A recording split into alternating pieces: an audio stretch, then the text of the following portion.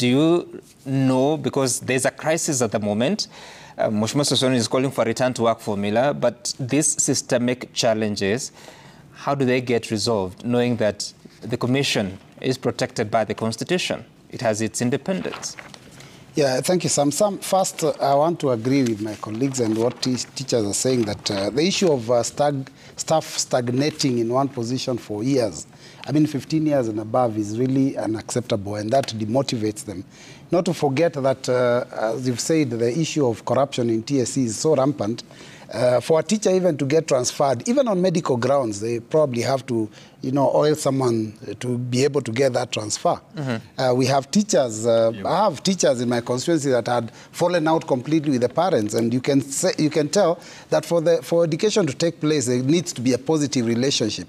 So you advise the Teacher Service Commission to transfer them to another school where they don't have a bad history, and bring another teacher, and they would drag their feet, and sometimes when you see people drag their feet, it obviously means that they want some motivation.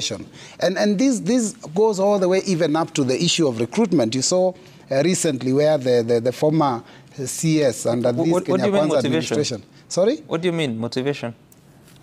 They need to be bribed. That is a motivating factor. I mean, that's what I'm talking about. They need to be given something in order to carry out their jobs. Recently, you saw even in the recruitment of teachers, the former CS under this administration was going to the villages, and in funerals he was recruiting teachers. Apparently, I understand that now seems to be the way by which they are silencing their critics. If you make a lot of noise, you're given a few employment letters to go and recruit teachers. The recruitment of teachers is also part of the corruption, scandal within TSC. When teachers are recruited at State House and at the DP's office, that doesn't make sense. And that's what was happening. Members of Parliament aligned to the Kenya Kwanza administration are given 10 letters, 15 letters, 20 letters to go and fill in names. Teachers was happening at State House? Sorry? Yes, the letters for teachers' recruitment, majority of them were given to the leaders of Kenya Kwanza. And it went all the way down to the PSAs. I'm telling you, Sam, this is a scandal of the highest, of the highest order. Because teachers are not being recruited by TSC through an advertisement and merit. It is now a matter of who knows who. Kenya has been, we've been better off. We were better off maybe when we were getting independence than we are now when it comes to teacher recruitment. But the solutions are there.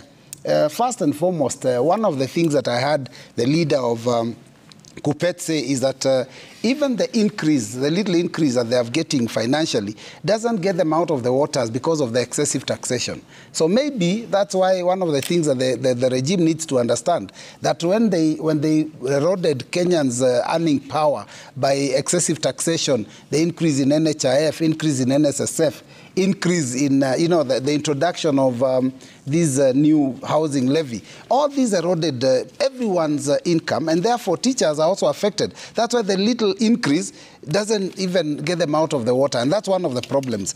But then I want to advise TSC that for them to succeed, let them use Parliament. Parliament is a House of Representatives. If they have any regulations that they've come up with on how to manage recruitment, promotions, and all that, let them bring them to the House through the Committee of Delegated Legislation. Those regulations will be looked at, and they can be passed. And for them to do that, they must go through obvious public participation, so that teachers give their opinion, parents give their opinions, learners give their opinions, and so that by the time we get there, we have something that is workable.